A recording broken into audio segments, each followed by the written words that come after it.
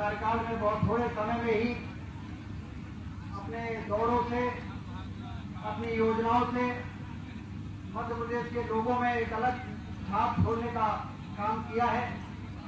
ऐसे जमीन से जुड़े हुए हमारे नेता आदरणीय डॉक्टर मोहन यादव जी, लोकसभा के हमारे प्रत्याशी और सांसद आदरणीय जनार्दन मिश्रा जी, इस क्षेत्र के लोकप्रिय विधायक आदरणीय युवराज सिंह जी, जिला पंचायत की अध्यक्ष आदरणीय श्रीमती नीता कौर जी, पार्टी के अध्यक्ष आदरणीय डॉक्टर अजय सिंह जी, राजेंद्र मिश्रा जी, महोबा जिले के अध्यक्ष भी उपस्थित हैं, प्रज्ञा त्रिपाठी जी उपस्थित हैं, हमारे नरेंद्र प्रजापति जी विधायक मंडवा क्षेत्र के भी यहाँ पर उपस्थित हैं, राहुल कोठारी जी भी हमारे पार्टी के नेता हैं, वो मुख्यमंत्री जी के साथ यहाँ पर आए हैं, रामलाल रोतेल जी जो लोकसभा के हमारे प्रभारी हैं, सारी व्यवस्था देख रहे हैं, मंच पर उपस्थित रवीना सागे जी जनपद के अध्यक्ष, महाबली गौतम जी, सभी नेतागण और बहुत से ऐसे लोग यहाँ पर कांग्रेस पार्टी और बहुजन समाज पार्टी छोड़ के और भारतीय जनता पार्टी में शामिल हुए हैं। आदरणीय रमाशंकर मिश्रा जी हैं, पूर्णिमा तिवारी जी हैं, रमाकांत दुबे जी हैं और राजकुमार उर्मलिया जी जो पूर्व विधायक हैं, वो भी भाजपा में शामिल हो गए हैं। हम लोग को मालूम पड़ा कि नहीं पड़ा? ये सारे लोग कांग्रेस और बहुजन, राम सखा वर्मा जी भी हैं कि नहीं है? राम सखा वर्मा जी भी बहुजन समाज पार्टी छोड़ के भारतीय जनता पार्टी में शामिल हुए हैं। मोहनलाल आदिवासी पूर्व जनपद के अध्यक्ष, वो भी कांग्रेस पार्टी छोड़ के भाजपा में शामिल हो गए हैं। ये सारे लोग भारतीय जनता पार्टी में क्यों शामिल हो रहे हैं?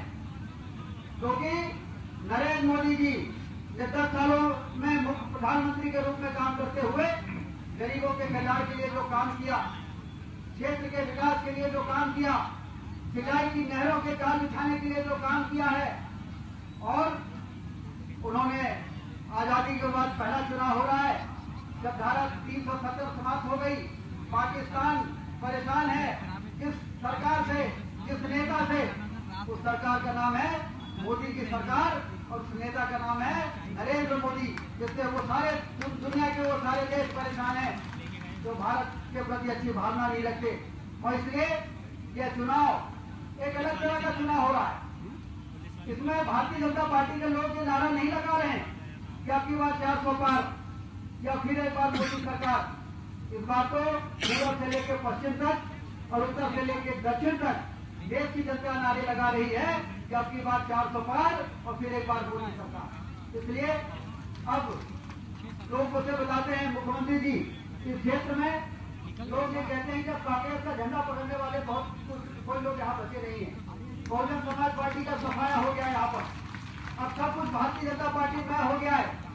तो हमारे युवराज सिंह जी कितने वोट से जीते थे? 13,000 से, 14,000 से। और पिछले बार यहाँ पर जनार्दन मिश्रा जी कितने वोट से लीड किए थे? 30,000 से। पिछली बार इस विधानसभा से 30,000 से जीते थे, जब कांग्रेस पार्टी में ये सारे नेता थे जो अभी भाजपा में बैठे हुए हैं। ये बहुजन समाज पार्टी वाले, ये बहुजन समाज पार्टी में ये लोग नेता लोग थे जो पहले बहुजन समाज पार्टी का प्रचार करते थे। तब जनार्दन मिश्रा जी मोदी जी को दूसरी बार प्रधानमंत्री बनाने के लिए 30,000 वोटों से जीते थे। अब तो सारा जमाना मोदी जी को तीसरी बार प्रधानमंत्री बनाना चाहता है और ये सारे नेता भाजपा में आ गए हैं। कांग्रेस और बहुजन भाजपा में हो गई है, तो इस बार कितने वोटों से जिताने का इरादा है मुख्यमंत्री जी को आश्वस्त करना पड़ेगा। इस बार सिरमौर विधानसभा में कितने वोटों से जिताएंगे? 1 लाख से। मुख्यमंत्री जी को आश्वस्त करने के लिए दोनों हाथ ऊपर उठाइए। यदि सिरमौर 1 लाख से आप जिताएंगे तो संसदीय क्षेत्र में इस बार 6 लाख से ज्यादा वोटों से हमारे जनार्दन मिश्रा जी सांसद बनेंगे, मोदी जी प्रधानमंत्री बनेंगे और भारत विश्व गुरु के स्थान पर जाकर पहुंचेगा और एक बहुत पुराना सपना हमारा पूरा होगा। इसलिए उठाइए दोनों हाथ और मुख्यमंत्री जी को आश्वस्त करने के लिए बोलिए भारत माता की, भारत माता की। बहुत बहुत धन्यवाद। बहुत बहुत धन्यवाद माननीय मंत्री, उप मुख्यमंत्री जी। अब हमारे बीच बंधु, आप सब जानते हैं कि सदियों के अभूतपूर्व धैर्य, अनगिनत बलिदान, त्याग, तपस्या के बाद अयोध्या में प्रभु राम जी आए हैं। इससे प्रभावित होकर भारतीय जनता पार्टी में अनेक साथियों ने सदस्यता ग्रहण करी है। मैं सबसे पहले रमाकांत जी दुबे, प्रदेश महासचिव कांग्रेस कमेटी, ये अपने सैकड़ों साथियों के साथ आज भारतीय जनता पार्टी के सदस्यता ग्रहण माननीय मुख्यमंत्री जी के कार्यक्रमों से संपन्न करने वाले हैं। हमारे बीच पूर्व विधायक सम्मानीय राजकुमार जी उर्मलिया हमारे मध्य यहाँ पर उपस्थित हैं, वो भी आज भारतीय जनता पार्टी की सदस्यता ग्रहण करने वाले हैं। हमारे बीच चंद्रशेखर यादव जी, पूर्व सरपंच खारा, आज वो भारतीय जनता पार्टी की सदस्य ग्रहण करने वाले हैं। साथियों, हमारे बीच अनेक साथी लगातार भारतीय जनता पार्टी की, चूंकि लंबी सूची है, डॉक्टर राम सखा वर्मा जी, प्रदेश प्रभारी महासचिव बहुजन समाज पार्टी, ये भी भारतीय जनता पार्टी की सदस्यता ग्रहण कर रहे हैं आज। सम्मानीय रामशरण यादव जी त्योथर, ये भी माननीय मुख्यमंत्री जी के हाथों से भारतीय जनता पार्टी की सदस्यता ग्रहण कर रहे हैं। मोहन आदिवासी, पार्वती, ये सब भारतीय जनता पार्टी की सदस्यता ग्रहण करने वाले हैं। अंकुश केसरवानी, प्रियम केसरवानी, तमाम लोग, लगभग सैकड़ों लोगों ने भारतीय जनता पार्टी की आज सदस्यता ग्रहण करी है। साथियों, हमारे बीच आदरणीय यादव डेरी जी, बिट्टू भाई जी, मुन्ना वस्त्रालय, ये प्रत्येक फर्नीचर के नेतृत्व में अनेक साथियों ने भारतीय जनता पार्टी की सदस्यता ग्रहण किया है। मैं जितने भी हमारे साथी भारतीय जनता पार्टी, नीता जी कोल के नेतृत्व में लगभग 150 लोगों ने भारतीय जनता पार्टी सदस्यता ग्रहण करी है। मैं सभी साथियों से, मंच से और यहाँ पर बैठे हुए सभी साथियों से निवेदन करता हूँ कि जो भारतीय जनता पार्टी की उन्होंने सदस्यता ग्रहण की है, उनके स्वागत में सबको तालियां बजाकर स्वागत बंदन अभिनंदन करने का कष्ट करें। साथियों, अब इसके बीच हम सबके प्रिय महाकाल के अनन्य भक्त मध्य प्रदेश के यशस्वी मुख्यमंत्री डॉक्टर मोहन यादव जी हमारे मध्य हैं। मैं उनसे विनती करता हूं, विनम्रता से आग्रह करता हूं कि हमारे मंच पे आए और क्षेत्र की जनता को संबोधन करने का कष्ट करें। डॉक्टर मोहन यादव जी।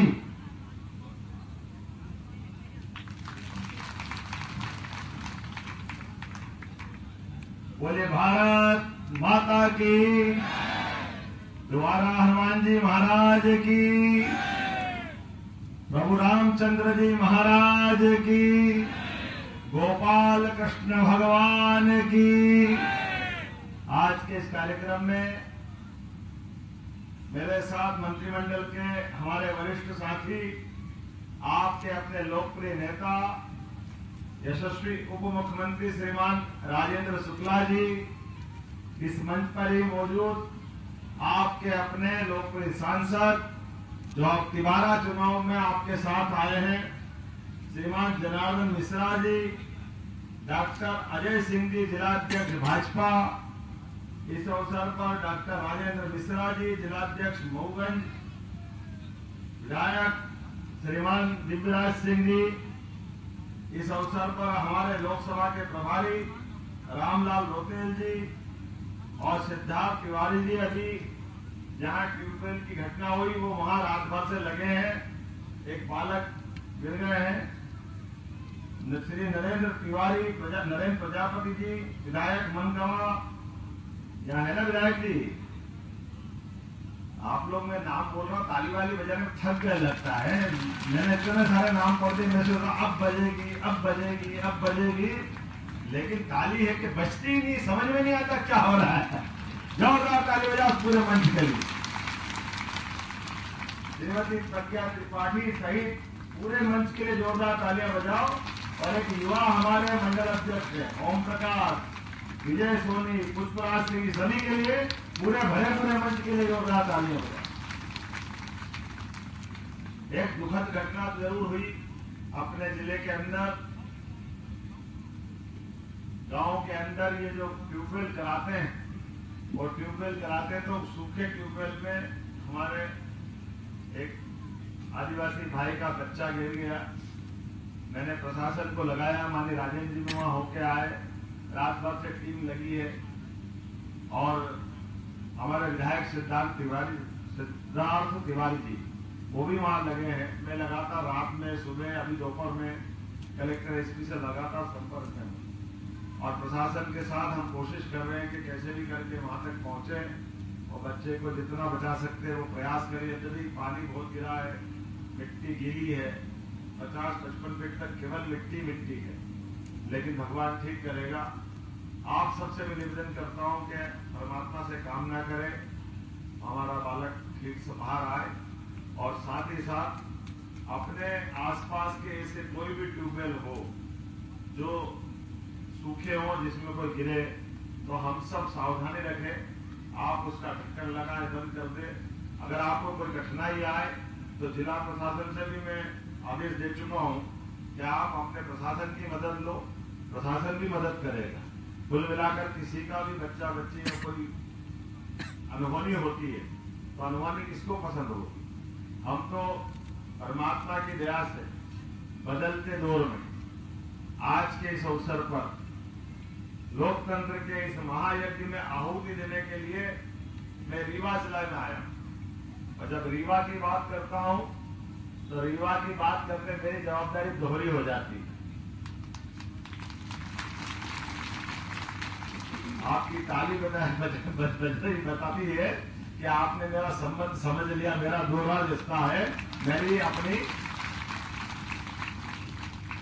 ऐसा कहते हैं कि दो भुज आदमी अपने जन्म से होता है और जब विवाह हो जाए तो चतुर्भुज हो जाता है। ये हम सबके लिए अपने संस्कार की विशेषता है। विवाह के बाद हमारा अपना जीवन एक अलग दौर में पहुंचता है और ये परमात्मा की लीला है। आप जिन हनुमान जी को लेकर के स्मरण करते हैं, हनुमान जी का जीवन अपन देखें, हमारे अपने जीवन में भगवान राम को स्मरण करें, भगवान राम के विविध जीवन के अलग अलग पक्ष को स्मरण करें और हम सब देखें कि एक भगवान राम जिनने अयोध्या में महाराज दशरथ का जन्म लिया, महारानी सीता से विवाह रचाया और भगवान के कदम कदम पर जीवन के अलग अलग पक्ष में जो उनने रिश्ते नाते अपने जीवन के विभिन्न संबंधों को निभाया, इतना अद्भुत लगता है। भगवान राम अपने आचार्य के कहने पर जंगल जाते हैं विश्वामित्र जी के साथ और उस समय की सारी कठिनाइयों के लिए अपने जीवन पे दाव लगा के महाराज दशरथ के नन्हे मुन्ने सुकुमार भगवान लक्ष्मण, भगवान राम को केवल अपने आचार्य के कहने पे पहुंचाया। कितनी उदात्त तो संस्कृति है अपनी हिंदू संस्कृति, सनातन संस्कृति, जिसकी धाराएं देखो तो ऐसा लगता है कि बात करो तो अपन गंगा स्नान हो गया। अपने आप में परमात्मा ने हमको भाव स्नान करा दिया। भगवान राम की तो कदम कदम पे कहना ही क्या है, ना केवल अत्याचार से राक्षसों से मुक्त किया बल्कि पराक्रम पुरुषार्थ के बलबूते पर जनक सुंदरी महारानी सीता को वर्ण करके अयोध्या लेकर आए। लेकिन भगवान के राम के जीवन में कष्ट कितने, लेकिन कष्ट की पराकाष्ठ के बाद भी अपने एक एक रिश्ते को जो निभाकर भगवान राम ने सिखाया, हमारे सबके लिए सदैव प्रातः स्मरणीय वंदनीय पूरे देश को वो ऐसे ही नहीं है। पिता ने माता के कहने पर बजाय राजगद्दी के वनवास दिलवाया, हंसते हंसते चले गए। कोई और देश होता कभी ऐसा उदाहरण मिल नहीं सकता, लेकिन भगवान राम ने सहजता के साथ वनवास की तरफ कदम बढ़ाया। बड़े भाई आगे बढ़ रहे हैं वनवास की तरफ, छोटे भाई का तो कुछ नहीं था, लेकिन बड़े भाई के सुख में, बड़े भाई के दुख में बराबरी से रिश्ता रखने के लिए लखनलाल भी साथ हो गए। वो दोनों जा रहे हैं आगे बढ़ते बढ़ते। माता सीता ने कहा कि मेरे पति परमेश्वर जहां जाएंगे मैं कैसे यहां रह सकती हूं। सीता जिसके अपने पैर के नीचे कभी नंगे पैर जमीन पर रखने का मौका नहीं मिला, लेकिन ऐसी माता सीता ने भी वनवास की तरफ हंसते हंसते अपने कदम बढ़ाए। ये हमारी संस्कृति है और हमको मालूम है अयोध्या को छोड़ने के बाद भगवान राम के लिए जीवन का सबसे अच्छा समय कहीं गुजरा तो रीवा सतना के अपने इस क्षेत्र में गुजरा, इसलिए आपको प्रणाम करने की इच्छा होती है। भगवान राम का एक जीवन अयोध्या का अलग प्रकार का था, लेकिन जैसे ही वो विंध्य के पर्वतों पे आए, मंदाकिनी के किनारे इस चित्रकूट पर्वत के क्षेत्र के अंदर भगवान राम का एक अलग ही रूप दुनिया ने देखा है। आने के पहले वो एक अपने महल में रहने वाले सुकुमार के नाते से जाने जाते थे, उनका जीवन अलग प्रकार का था।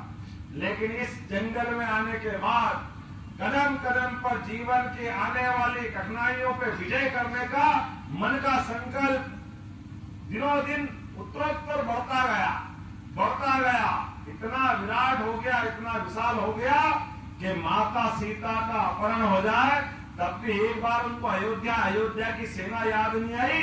अपने ऐसे ही वनवासी आदिवासियों के भरोसे राजा राम ने इतने बड़े महा और शक्तिशाली रावण को भी परास्त करके दुनिया में अपने पराक्रम का झंडा गाड़ा। ऐसे विचारवान, उदात्त विचार के धनी और जिनके जीवन काल में मनुष्य को मनुष्य, जिनकी हम जय जयकार करते हैं, लौकिक दुनिया से लोग उनको वन्य जीव समझ सकते हैं, लेकिन हम तो जीव मात्र में परमात्मा देखने वाले लोग हैं।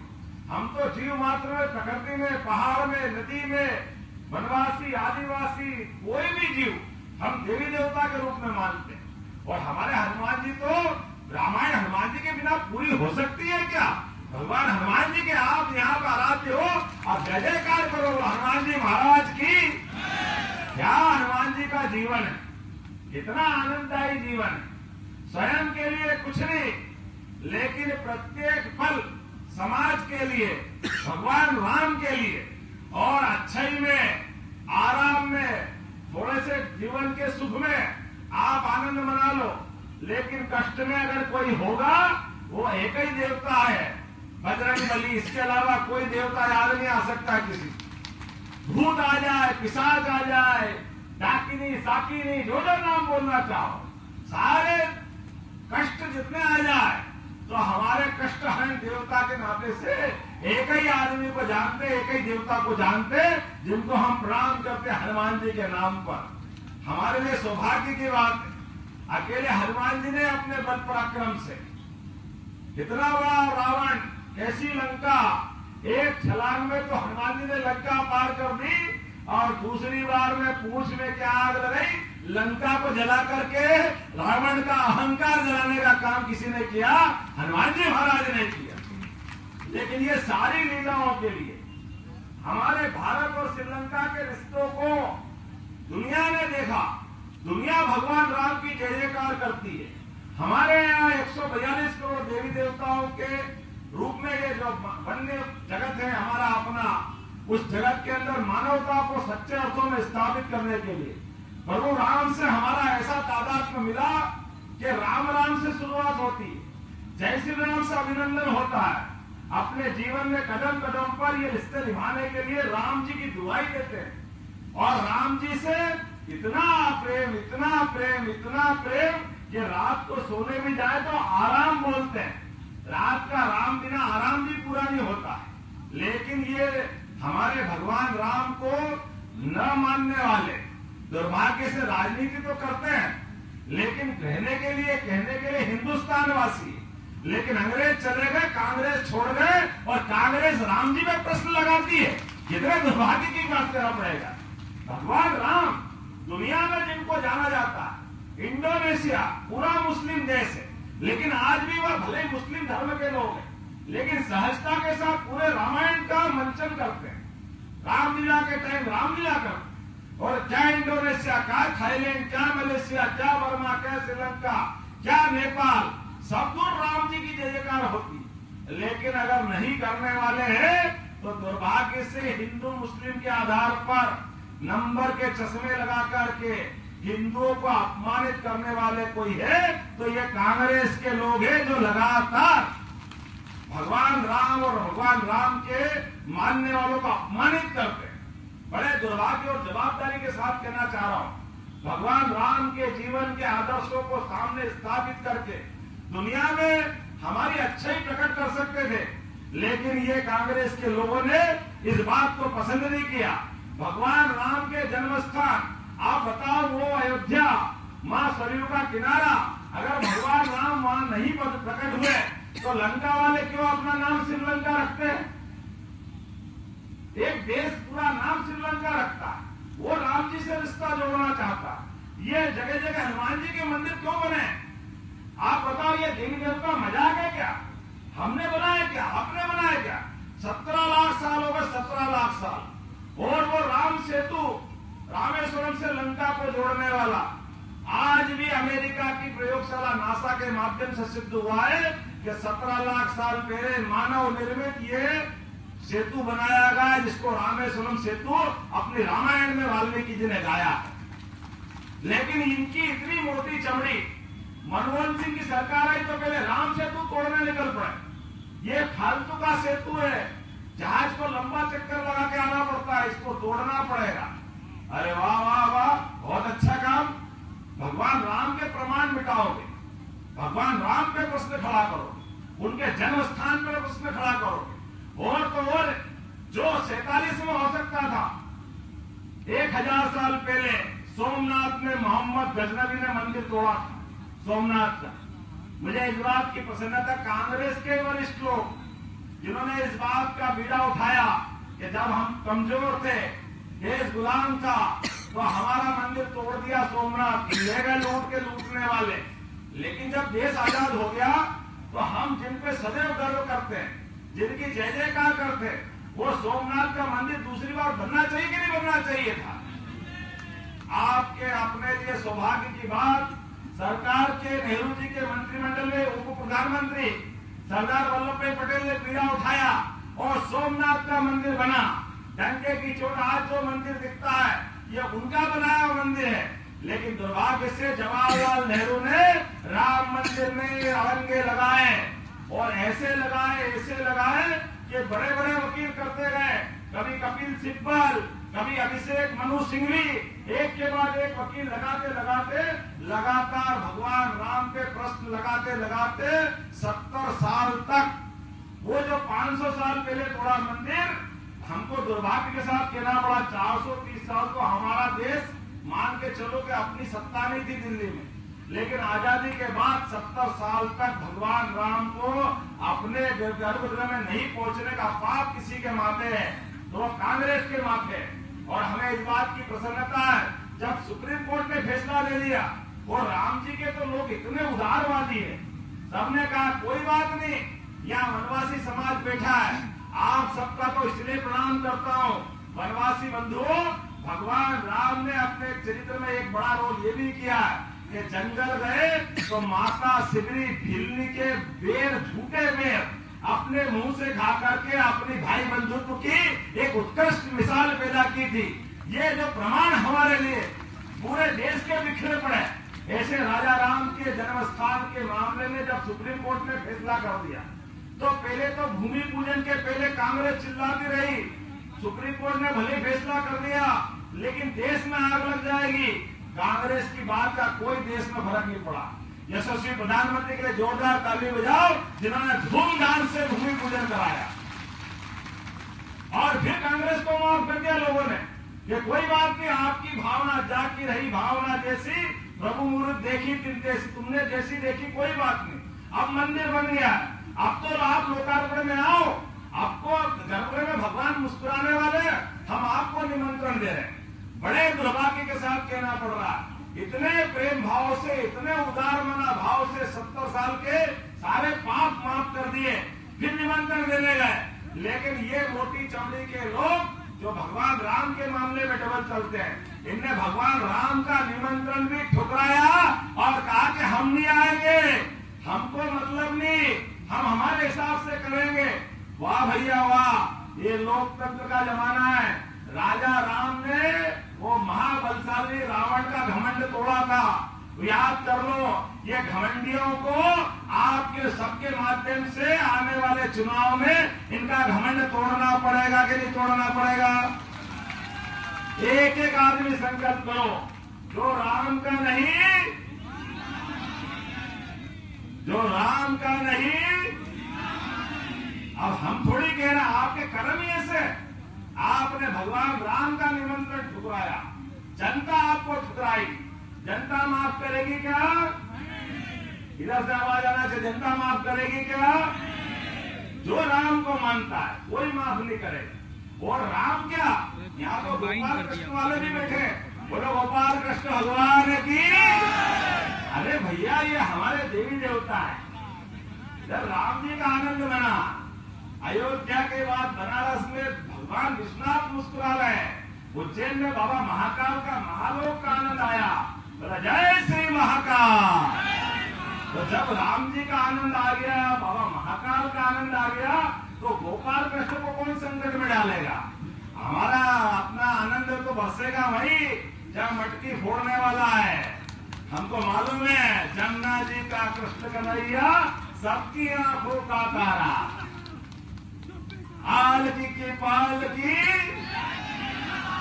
तो कन्हैया लाल की जय जयकार होना चाहिए कि नहीं होना चाहिए? तो बोलो गोपाल कृष्ण भगवान की। कैसे भगवान और कैसे रिश्ता रखते हैं। भगवान कृष्ण को किसी ने किस रूप में पूजा, बोले राधा कृष्ण के रूप में पूजा। राधा जी खड़ी हो जाए, भगवान का आनंद अलग प्रकार से होता है। द्वारकाधीश राजा के स्वरूप में भगवान को देखा, लेकिन सच्चे अर्थों में तो मोर मुकुट बंसी वाले गाय पीछे खड़े और गोपाल कृष्ण का जो आनंद आ जाए तो ऐसा लगा पूरे देश से जुड़ जाते हैं। जिनके घर में गाय है, जिनके घर में गोपाल है, वो सब गोपाल। हम सब जानते हैं जो गाय पाले वो गोपाल। राजन जी आपके यहाँ भी गाय है, अजय जी के यहाँ भी गाय है। अब तो गोपाल का ही जमाना है। अब की बार जो चुनाव हो रहा है, मोदी जी का एक एक वोट हमारे जमुना जी के कृष्ण कन्हैया के लिए होना चाहिए। बोलो तैयार है कि नहीं है? तो यहाँ बैठे सारे लोग संकल्प करो, हम सब कोशिश करेंगे। अगली बार कोर्ट कचहरी फंसा रहे हैं कांग्रेसी, फिर इन कांग्रेसियों के षड्यंत्र को तोड़ना पड़ेगा। बोलो तोड़ोगे कि नहीं तोड़ोगे? सब मिलेंगे, कोर्ट कचहरी में प्रमाण देंगे। वो 17 लाख साल पुराना प्रमाण तो हमने देखा, और हमने अभी अभी देखा जिनके लिए चुनाव है, ये सारे मामले संभव किनके लिए हुए? सारे मामले संभव हुए नरेंद्र मोदी जी की सरकार के लिए। जोरदार ताली बजाओ नरेंद्र मोदी जी के लिए। उनके एक एक कदम देखो, एक एक काम देखो। हम सब में से द्वारका गए होंगे, द्वारका में द्वारकाधीश गोपाल कृष्ण ने अपनी एक नगरी अलग से बसाई। काल के प्रभाव में वो भेंट द्वारका समुद्र से थोड़ी अलग हो गई। अभी तक पानी के जहाज से जाते थे। 70 साल हो गए कांग्रेस की सरकार, कोई ने नहीं सोचा कि इस पे पुल बनना चाहिए। जोरदार ताली बजाओ, नरेंद्र मोदी जी ने पुल बनवा दिया अपने भगवान के दरबार तक जाने के लिए। और इतना ही नहीं, आप अंदाज लगाओ कहीं ज्ञानी ध्यानी से भी मैं पूछता हूं कि मुकुट सोने का हो जाए, चांदी का हो जाए, लेकिन भगवान कृष्ण ने अपने सिर पे मोर मुकुट क्यों लगाया रखा? ये मुझे बताया एक विद्वान ने कि मोर मुकुट इसलिए लगाया कि जीवन में भगवान ने एक संकल्प लिया कि मैंने भले ही अपनी मथुरा में कंस को मार दिया, दुनिया में अपनी अलग पहचान बना ली, लेकिन गांव की पहचान मेरे सिर पे सदैव रहना चाहिए। इसलिए गांव से रिश्ता रोकने के लिए हमने अपने माथे पे सदैव मोर पंख धारण किया। ये हमारे भगवान की पहचान है, जो गांव वाले का गर्व दुनिया के सामने बताते हैं। तो वो जो अपने बंसी वाले त्रिपुरा कितने कितने नाम से लेते हैं, अगर विष्णु सहस्त्र नाम ले, भगवान कृष्ण के 1000 नाम ले सकता हूं, लेकिन हमें गर्व है इस बात का कि वो मोर मुकुट जो दुनिया में भगवान कृष्ण के माध्यम से समूचे गांव वाले सम्मान पाते हैं। जोरदार ताली बजाओ नरेंद्र मोदी जी ने। और डूबी हुई भेंट द्वारका में जब डुबकी लगाई तो भगवान को मोर पंछी को समर्पित करने गए। जोरदार ताली बजाओ। हमारा वो रिश्ता 5000 साल पुराना, उसको जीवंत करने का काम अगर किसी ने किया तो नरेंद्र मोदी जी ने किया। अब आप बताओ, नरेंद्र मोदी जी का जो पूरा जीवन गरीबों के लिए, महिलाओं की बेहतरी के लिए, उज्ज्वला कनेक्शन, पक्का मकान, आपको क्या क्या नहीं दे रहे हैं। और लाडली लक्ष्मी बहना के माध्यम से हमारे पूरा पुराने मुख्यमंत्री शिवराज सिंह जी चौहान, जोरदार ताली बजाओ, आपकी राशि दे रहे कि नहीं दे रहे? क्या भाई क्या बहन, सबके लिए जो बन सकता है लगातार दे रहे हैं। लेकिन उल्टे कांग्रेस वाले क्या कह रहे, ये बंद हो जाएगी, बंद हो जाएगी। उनकी छाती पे सांप लौटता आपके पैसे देख करके। उनको ऐसा लगता कि कालिया नाग अभी वापस आ गया जैसे कोई। इनको मालूम नहीं है भाजपा वाले हैं और गोपाल कृष्ण की जय जयकार ऐसे नहीं करते हैं। तुम्हारे सांप के ऊपर ही कन्हैया ने 5000 साल पहले नृत्य करके आनंद का उत्सव मनवाया था। मनवाया कि नहीं मनवाया था? दुनिया की सारी कठिनाइयों के बीच भाजपा के कार्यकर्ता अपनी सारी परेशानी भूल जाते हैं, लेकिन दुनिया में अच्छाई के लिए, सच्चाई के लिए नरेंद्र मोदी जी के साथ आगे बढ़ने को तैयार है। तो एक तरफ मोदी मोदी मोदी मोदी मोदी कहकर के देव संस्कृति, सनातन संस्कृति को मानने वाले आगे बढ़ रहे हैं, और एक तरफ ये सारे के सारे भ्रष्टाचारी, बेईमानी करने वाले, उल्टे काम करने वाले, कोई तो जेल में और कोई जमानत पे है, वो सारे इकट्ठे हो गए जो दिन रात कहते हाय मोदी, हाय मोदी, मरे मोदी, मरे मोदी। अरे रावण और कंस के कहने से कोई कृष्ण और राम खत्म हुए क्या? खत्म तो उनके ही होना पड़ेगा जिनके लिए वो बोल रहे हैं। और तो और आप अंदाज लगा लो, कोई एक ऐसा नेता बता दो जो भ्रष्टाचारी है और उस पर मुकदमा नहीं चल रहा है, लेकिन ये सारे के सारे इकट्ठे हैं।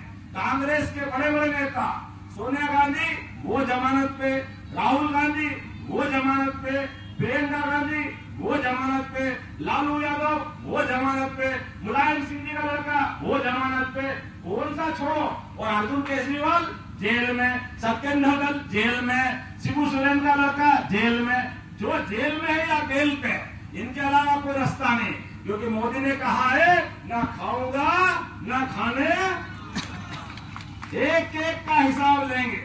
गरीबों की मेहनत का पैसा, ईमानदारी की मेहनत का पैसा। जब हम राजा राम की बात करते तो सुचिता की बात करते, हमारे जीवन में सच्चाई की बात करते। हमारे लिए तो संस्कृति इतनी अच्छी है कि अपने घर में टाटा बिरला का कोई फोटो नहीं लगाता। माता लक्ष्मी के लिए हम सब कुछ जानते हैं, लेकिन भगवान माता लक्ष्मी की पूजा भी केवल दिवाली के दिन ही करवाते, बाकी दिन तो हम दूसरे अपने राम कृष्ण को ही पूछते रहते। धन का हमारे यहाँ महत्व नहीं है, ईमानदार मन का महत्व है, सच्चाई का महत्व है। इसलिए कोई नंग धड़ंग अगर सन्यासी मिल जाए तो राजा महाराजा सहित मंत्री हो, मुख्यमंत्री हो, प्रधानमंत्री हो, उसको प्रणाम करके आनंद महसूस करते। ये हमारी सनातन संस्कृति, जिसके कारण से हम जाने जाते हैं। धन की आवश्यकता होगी जितनी होगी, लेकिन धन से ज्यादा नैतिकता की आवश्यकता है। ये चुनाव नैतिकता का है, ईमानदारी और बेईमानी के बीच का चुनाव है। तो आओ हम सब खड़े हो जाएं, संकल्प करें ईमानदारी के चुनाव में जनता जनार्दन के बीच जनार्दन मिश्र जोरदार ताली बजाओ, जो सच्चे अर्थों में जनता का नेता। निकाल लीजिए और ये फैले हुए कीचड़ में हमको कमल खिलाना है। बोलो सब तैयार हो तो बांध लो अपनी मुट्ठी और दोनों हाथ निकालिए आप बोल रहे हैं ना। संकल्प करो, एक एक वोट जब तक भाजपा के पक्ष में नहीं डल जाए तब तक शांति से नहीं बैठेंगे। आने वाले 19 तारीख के दिन, 26 तारीख के दिन, मेरा चला 19 का, दूसरा 26 तारीख के दिन एक वोट भाजपा के पक्ष में नहीं डले। और मान के चलना, अब की बार कांग्रेस को 0 मिलना चाहिए, 0, क्योंकि कांग्रेस ने भगवान राम का विरोध किया, भगवान कृष्ण का विरोध किया, सनातन संस्कृति का विरोध किया, हिंदू संस्कृति का विरोध किया। सारे विरोध का एक ही रास्ता है, आप अपनी यहाँ उंगली याद करना, सबके हाथ पे उंगली में ताकत है भगवान कृष्ण की। भगवान कृष्ण की उंगली में सुदर्शन चक्र था। जो गलत करता है वो नराधम को प्राप्त होता है। तो आपकी अपनी उंगली दबेगी और अपने आप काम हो जाएगा। बोला जय जय श्री राम, गोपाल कृष्ण भगवान की, भारत माता की, भारत माता की, भारत माता की। बहुत बहुत धन्यवाद। भारत माता की जय।